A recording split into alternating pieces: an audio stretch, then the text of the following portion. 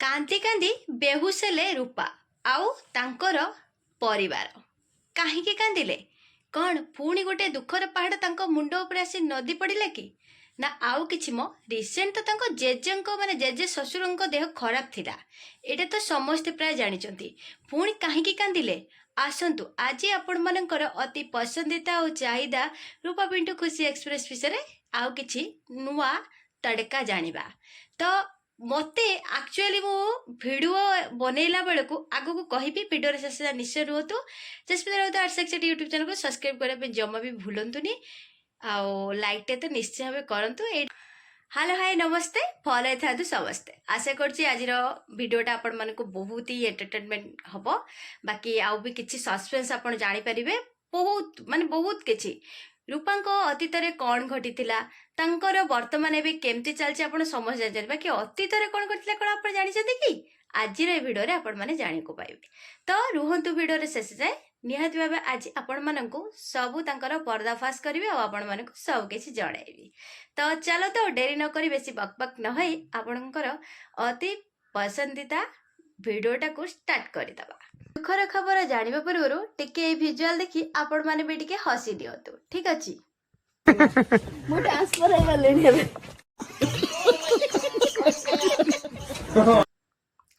ତ ଦେଖିଲେ ତ ମାମୁନିଙ୍କର ପ୍ରମୋସନ ହେଇଯାଇଛି। ଆରେ ମାନେ ମୁଁ ଟିକେ କହିଦଉଛି। ବାକି ପିଣ୍ଟୁ ଭାଇଙ୍କ କହିବା କଥା ଯେ ସେ କାଳେ ସାମାନ ବୁହାବୁହି କରୁଥିଲେ ଗାଡ଼ିକୁ, ତାଙ୍କର ଯିଏ ଆସୁଥିଲେ ଯାଉଥିଲେ। ବାକି ଏବେ ସେ କାଳେ TTI ହେଇଯାଇଛନ୍ତି, ମାନେ ଟିକେଟ ଦେଖି କନଫର୍ମ କରୁଛନ୍ତି ସିଟ୍ କିଏ କୋଉଠି ବସିବ। ତ ସେଇଠି କନଫର୍ମ ମାନେ ତାଙ୍କର ପ୍ରମୋସନ ହେଇଯାଇଛି ମାମୁନିଙ୍କ କହିବା କଥା। ସିରିୟସଲି ଏଇ କଥା ଶୁଣିକି ମତେ ବି ହସ ଲାଗୁଛି। ତ ଆପଣମାନେ ବି ଟିକେ ହସି ନିଅନ୍ତୁ, କାରଣ କିଛି ଦୁଃଖର ଖବର ଜାଣିବା ପୂର୍ବରୁ ରୂପାଙ୍କ ଜୀବନରେ ଏତେ ବଡ଼ ଦୁଃଖ କ'ଣ ଥିଲା। ଆଉ ତା ପୂର୍ବରୁ ମୁଁ ଆପଣମାନଙ୍କୁ ସମସ୍ତଙ୍କୁ ଆଉ ଗୋଟେ କଥା କହି ରଖୁଛି। ଆପଣମାନେ ଜାଣିଛନ୍ତି ମୁଁ ଯୋଉ ଏଇ ଭିଡ଼ିଓ ବନଉଛି, ମୁଁ ଯାହା ବି ବନଉଛି ଠିକ ଅଛି, ମୋର ବହୁତ ପସନ୍ଦିତା ଲୋକ ବି ବହୁତ ଭଲ ଲାଗୁଛି। ସମସ୍ତେ କହୁଛନ୍ତି ନାଇସ୍ ଭଉଣୀ, ଆପଣ ଭଲ ଭିଡ଼ିଓ ବନଉଛନ୍ତି, ଭଲ ଲାଗୁଛି।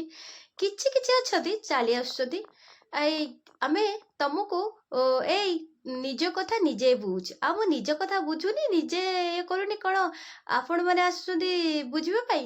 ଆଲୋ ନ ଦେଖିଲା ଲୋକ ଦେଖ ନା କଇଁଚ କାଢିଛି ବେକ। କାହିଁ ତମର ଏତେ ଫାଟୁଛି କ'ଣ ପାଇଁ ମ? ଆଉ ଗୋଟେ କଥା, ମାନେ ଯୋଉମାନେ ମତେ ପସନ୍ଦ କରୁଛନ୍ତି ଆକ୍ଚୁଆଲି ଆପଣମାନଙ୍କୁ ବହୁତ ବହୁତ ଧନ୍ୟବାଦ। ବାକି ଆଉ କେତେ ଜଣ ଅଛନ୍ତି ଚାଲି ଆସୁଛନ୍ତି ଲେଖି ଦଉଛନ୍ତି ଏଇ ତମେ ଭିଉ ନବା ପାଇଁ ଭିଡ଼ିଓ କରୁଛ।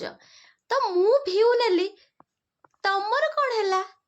ତମର କ'ଣ ହଉଛି ଯେ ମୁଁ ଭିଉ ନେବି ହେଲା, ଠିକ ଅଛି। ଆଉ ଗୋଟେ କଥା, ଆଉ ଜଣେ ଚାଲି କିଛି ତ ଜାଣିନ ତାଙ୍କ ବିଷୟରେ, ଆଉ ତାଙ୍କୁ ତ ଚିହ୍ନିନ ଜାଣିନ। ହଁ ସତରେ ମୁଁ ଚିହ୍ନିନି ଜାଣିନି ସେଇଟା ମୁଁ ଜାଣିଛି। ଆଉ ମୁଁ ବି ଭିଡ଼ିଓ କେତେ ଥର ତାଙ୍କ ସହିତ କରିକି ବି ପକେଇ ସାରିଲିଣି।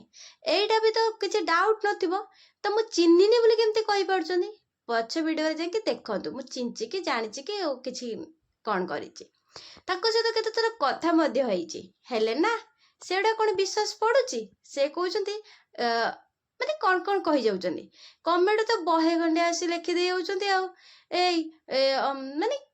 ମାନେ ଖରାପ ୱାର୍ଡ ବି ଲେଖିଦେଇକି ଯାଉଛନ୍ତି। ହଉ ଠିକ ଅଛି, କାରଣ ତମେ ତମ ବାଟରେ ଚାଲ, ତମେ ଯାହା ଲେଖୁଛ ଲେଖ।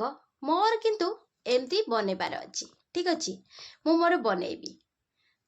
ତମେ ଅନ୍ୟକୁ କହିବା ପୂର୍ବରୁ ନିଜ ଆଡ଼ିକି ଟିକେ ଆଙ୍ଗୁଠି ଦିଅ। ନିଜେ ତ କିଛି କରିପାରୁନ, ଯିଏ ଯଦି କିଛି କଲା ତାକୁ କାହିଁକି କଙ୍କଡ଼ା ଭଳି ଗୋଡ଼ ଟାଣୁଛ କ'ଣ ପାଇଁ? କାରଣ ଏଇଟା ହେଲା ଗୋଟେ ଆମ ମାନେ ଏମିତି କୁହନ୍ତିନି, କିଛି ତ ଭାଇ ଆସି କହୁଛନ୍ତି କ'ଣ କହୁଛନ୍ତି, ପିଣ୍ଟୁ ଭାଇଙ୍କ ବିଷୟରେ କହୁଛନ୍ତି ତାଙ୍କୁ ତାଙ୍କ ଗାଁରେ କେହି ପସନ୍ଦ କରନ୍ତିନି। ନ କରନ୍ତୁ, ଆପଣ ତ ଏତିକି ଜାଣିଛନ୍ତି ତାଙ୍କ ଗାଁରେ କେହି ପସନ୍ଦ କରନ୍ତି। ଆପଣ ଏଇ କଥାଟା ଜାଣିଛନ୍ତି ନା? ଆକ୍ଚୁଆଲି କଥା ପ୍ରାୟ ଅଛି, ଗାଁ କନିଆ ସିଙ୍ଗାଣି ନାକି। ଏଇଟା ଗୋଟେ କ'ଣ ବୁଝିଛନ୍ତି କନି? ଭାବୁଥିବେ କୋଉଠି ଗୋଟେ ଗାଉଁଲି ଢଗ ଆସି କହିଦଉଛନ୍ତି। ହଁ, କାହା ଢଗ ମଗ ଶୁଣିକି କାହାର କ୍ୱାଲିଫିକେସନ ବିଷୟରେ ଆପଣ ଚିନ୍ତା କରିବେନି, ଠିକ ଅଛି। କାହିଁକି ନା ଢଗଡା ମୁଁ ଏଇଥିପାଇଁ କହିଲି ଗାଁ କନ୍ୟା ଶିଖଣି ଏଇଟା ଗୋଟେ ରହିଛି କଥା ରହିଛି ଯେମିତିକି ପୂର୍ବରୁ ରହିଛି ମାନେ ନିଜର ପାଖ ଲୋକ ମାନେ ପ୍ରଥମେ ତ ଆପଣ କିଛି ଗୋଟେ କରିବାକୁ ବାହାରନ୍ତୁ ଯେମିତି ଆପଣ କିଛି ଗୋଟେ ଇନୋଭେଟିଭ ଆଇଡିଆ ଆପଣ ଶୁଣାନ୍ତୁ କି କାହା ଗୋଟେ ସଜେଷ୍ଟ ମାଗନ୍ତୁ ନିଜ ପରିବାର ଭିତରେ ମୁଁ ପରିବାର ପଡୋଶୀଙ୍କ କଥା ଛାଡ ମୁଁ ପରିବାରଙ୍କ କଥା କହୁଛି ସେଇଠି ବି ଆପଣଙ୍କୁ 5 ଜଣରୁ ଜଣେ ବି ସପୋର୍ଟ କରିବା କଷ୍ଟକର ହେଇଯାଏ ଜାଣିଛନ୍ତି ଏଇ ରୂପା ପିଣ୍ଟୁଙ୍କ ଭିଡିଓ କଥା କହୁଛି ମୁଁ ବହୁତ ପୁରୁଣା ଭିଡିଓ ଆଣିଛି ତାଙ୍କ ମା ତାଙ୍କ ଅଲ୍ ଫ୍ୟାମିଲି ସବୁ ମୁହଁ ଲୁଚାଉଥିଲେ କାହିଁକି କହିଲ ଯେତେବେଳେ ପିଣ୍ଟୁ ରୂପା ସକ୍ସେସ୍ ମାନେ ପିଣ୍ଟୁ ଭାଇ ସକ୍ସେସ୍ ପାଇଛନ୍ତି ତାପରେ ଯାଇ ଦେନ୍ ସେମାନେ ସବୁ ତାଙ୍କର ଚେହେରା ଦେଖେଇଲେ ଠିକ ଅଛି ତ ସେଇଭଳି କଥା ପ୍ରଥମରୁ କାହାକୁ କୋଉଠି ସପୋର୍ଟ ମିଳେ ନାହିଁ ତ ଆମକୁ କଷ୍ଟ କରିବାକୁ ପଡିବ ଠିକ ସେମିତି କାହିଁକି କହୁଛି ନା କମେଣ୍ଟରେ ଆସିକି ଲେଖିଦେଇ ଯାଉଛନ୍ତି ସେ ତାଙ୍କର ଅତୀତରେ ଏଇ ଆପଣ ତ ଜାଣିଛନ୍ତି ତାଙ୍କ ନାଁଟା ଲେଖିଦେଇକି ପଳେଇ ଯାଉଛନ୍ତି କମେଣ୍ଟରେ ତାଙ୍କର ନାଁ ମଧ୍ୟ ଲେଖି ଦେଉଛନ୍ତି ତାଙ୍କ ଯାହା ବି ହଉ ସେ ଏକ୍ସ ହଜବେଣ୍ଡ କି ଯାହା ବି ହଉ କାହିଁକି କଣ ପାଇଁ ଆପଣ କଣ ସହି ପାରୁନାହାନ୍ତି କି ସେ କେତେ ଖୁସିରେ ଅଛନ୍ତି ଆରେ ଜୀବନଟା ଗୋଟେ ଥରରେ ସରିଯାଏନି ଠିକ ଅଛି ଯିଏ ନା ଗୋଟେ ଥରରେ କିଛି ବି ଯଦି ହେଇଗଲା ସେଇଟାକୁ ଧରି ବସିକି ପସ୍ତେଇକି କାନ୍ଦି ପକେଇକି ତା ଜୀବନକୁ ନଷ୍ଟ କରିଦିଏ ସେଇଟା ଆକ୍ଚୁଆଲି ବୋକା ଲୋକ ଥାଏ ମୋ ଜାଣିପାରେ ଯାହା ହେଇଛି ବହୁତ ଭଲ ହେଇଛି ଠିକ ଅଛି ସମସ୍ତେ ମାନେ ମୁଁ ବି ମୋ ଲାଇଫରେ ଅତୀତରେ ବହୁତ କିଛି ମାନେ ଜୀବନରେ ଯେମିତି ରୂପା ଭାଉଜଙ୍କର ଗୋଟେ ବେବି ମିସକ୍ୟାରେଜ ହେଇଗଲା ମୋ ଲାଇଫରେ ତିନିଟା ବେବି ମିସକ୍ୟାରେଜ ହେଇଛି ଠିକ ଅଛି ମୁଁ କେତେ କଷ୍ଟ ସହିଛି ପିସିଓଡି ଥିଲା କେତେ ସାରା ଡକ୍ଟର ଦେଖେଇଛି କି କେମିତି ପ୍ରୋବ୍ଲେମ ମୁଁ ସଲ୍ଭ କରିବି ମୋ ଲାଇଫରେ ମୁଁ ସବୁବେଳେ ମାନେ ଚେଷ୍ଟାରେ ଲାଗି ପଡିଥାଏ ମାନେ ଗୋଟେ ଜୀବନଟାକୁ ବେଟର ଭାବେ ବଞ୍ଚିବା ପାଇଁ ଆମକୁ ମାନେ ସଂଘର୍ଷ କରିବା ପାଇଁ ପଡିଥାଏ ତ ମଣିଷ ଜୀବନ ନାମା ଜୀବନ ତାର ଅନ୍ୟ ପଟଟା ତ ଦୁଃଖ ଆଉ ସୁଖ ଦୁଇ ଭାଇ ଯଦି ଦୁଃଖ ସୁଖ ଖାଲି ଯିବ ସୁଖର ମଜା ଜଣା ପଡିବନି ଦୁଃଖ ଯଦି ସବୁବେଳେ ବି ଆସିବ ଖୁସି ନ ଆସିବ ସେଇଟା ବି ଗୋଟେ ଜୀବନ କୁହାଯିବନି ତ ଦୁଇ ପାର୍ଶ୍ୱ ହିଁ ଦୁଃଖ ସୁଖ ଦୁଇ ପାର୍ଶ୍ୱ ଜୀବନର ତ ସମସ୍ତଙ୍କ ମାନେ ଏମିତି କେହି କହିପାରିବେନି ଆମ ଜୀବନରେ କିଛି ବି ଘଟିନି ଆମେ ପୁରା ଧୁଆ ତୁଳସୀ ଆମ ଜୀବନରେ କିଛି ହେଇନି ଠିକ ଅଛି ସେମିତି କେହି କହିପାରିବେନି ତ ଯାହା ବି ହେଇଛି ଯିଏ ଯେମିତି ଲାଇଫ ବଞ୍ଚି ପାରିବ ଆପଣ କିଏ କହିବାକୁ ଏଇ ବିଷୟରେ କୁହନ୍ତୁ ମୁଁ ଜାଣିଛି ମୁଁ କହିବିନି ତ କାହିଁକି କହିବି ଆମେ ବର୍ତ୍ତମାନକୁ ଦେଖିବା ଅତୀତକୁ କିଏ ଦେଖିଛି ଭବିଷ୍ୟତ ବି କେହି ଦେଖିନାହାନ୍ତି ହେଲେ ବର୍ତ୍ତମାନକୁ ନେଇକି ଆମେ ଚାଲିବା ବଞ୍ଚିବା ଆଉ ସବୁ କିଛି କରିବା ଠିକ ଅଛି ତ କାହିଁକି ପିଣ୍ଟୁ ଭାଇଙ୍କ କହିବା କଥା ସପରିବାର ବହୁତ କାନ୍ଦିଲେ କାହିଁକି କାନ୍ଦିଲେ ଏଇ ଭିଜୁଆଲଟା ଟିକେ ଦେଖି ଦିଅନ୍ତୁ ରୂପା ଭାଉଜଙ୍କ ଜୀବନରେ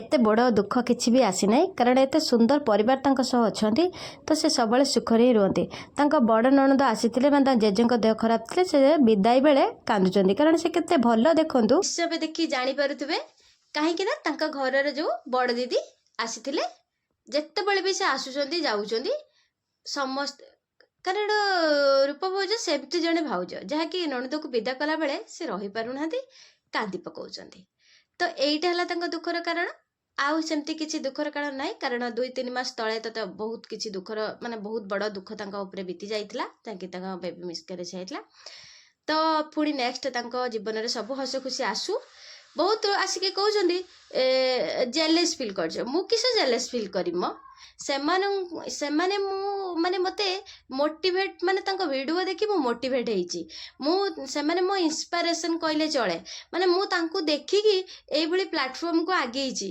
ଆଉ ଆପଣ ଭାବୁଛନ୍ତି କି ମୁଁ ମାନେ ଏମିତି କରୁଛି ଏଠି ସକ୍ସେସ ମୁଁ ଏଇଠି ସକ୍ସେସ ହେଇନାହିଁ ଏବେ ବି ମୁଁ କହୁଛି ବାକି ଏଇଠି ସକ୍ସେସ ହେଇଲେ ଫେସବୁକରେ ମୁଁ ଅଲରେଡି କେବେଠୁ ସକ୍ସେସ ହେଇଯାଇଛି ମୋର 30K ଏଭବ ଫଲୋଅର୍ସ ବି ଅଛନ୍ତି ଠିକ ଅଛି ସମସ୍ତେ ମତେ ବହୁତ ସାରା ଭଲ ପାଇବା ଦଉଛନ୍ତି କାହିଁକି ନା ମୁଁ ସେମିତି କିଛି କରୁଛି ତ ଠିକ ଅଛି ଏଇଠି ମୁଁ ସକ୍ସେସ ହେଇନି ବାକି ଆପଣ କଣ ଭାବୁଛନ୍ତି ମୁଁ ଯେତେବେଳେ ଟୋଟାଲି ଏଇ ସୋସିଆଲ ମିଡିଆକୁ ଆସିନଥିଲି ଘରେ ବସିଥିଲି କାରଣ ମୋ କ୍ୱାଲିଫିକେସନ ଅନୁସାରେ ସେମିତି କିଛି ଜବ୍ ମୁଁ କରିପାରିନଥାନ୍ତି ତ ସେଥିପାଇଁ ମୁଁ ଭାବିଲି ତାଙ୍କୁ ଦେଖେ ମୁଁ ସବୁବେଳେ ଟିକଟକ୍ ଟାଇମରୁ ଦେଖେ ତ ଆପଣ ମାନଙ୍କର ଯୋଉ କହିବେ କଥା ଯେ ଜେଲେସ୍ ଫିଲ୍ କରୁଛ ଇଏ ଫିଲ୍ କରୁଛ ଏଇଟା ଟୋଟାଲି ଭୁଲ। ମୁଁ ତାଙ୍କୁ ଦେଖି ଜେଲେସ୍ କରେନି, ମୁଁ ତାଙ୍କୁ ଦେଖି ଖୁସି ହୁଏ।